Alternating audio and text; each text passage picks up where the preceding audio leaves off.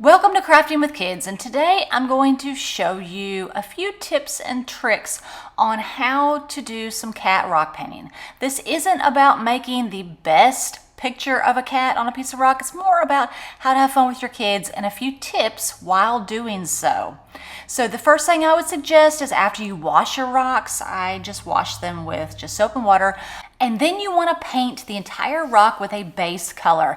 Depending on what type of cat you're doing, will depend on like what color of rock, but white is a really good base color for anything. So you can see here, I used acrylic paint to kind of try to draw a cat, and it ended up looking more like a mad alien. But a few tips with this. Like I said, I'm using acrylic paint. Acrylic paint is much harder to create a crisp image. So for kids, one thing I would suggest is paint markers. This was my first attempt with the acrylic paint, and it turned out so-so. Like I said, it looks more like a mad alien. Attempt number 2 with my cat rock painting, I used the paint markers.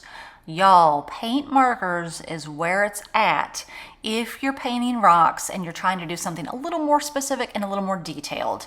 It's so much easier to use the pens than it is to use the acrylic paint, because the acrylic paint, depending on how much water you get in it, can really bleed. So I love the paint pens, and really any paint pen will do, not really a specific one, but you can see my daughter even enjoyed using the paint pens to create her own little rock. So overall, if you are painting rocks, I would choose the paint pen, unless you have a more skilled artist who wants to use acrylic paint. Here's my daughter's final rendition of her cat/rabbit.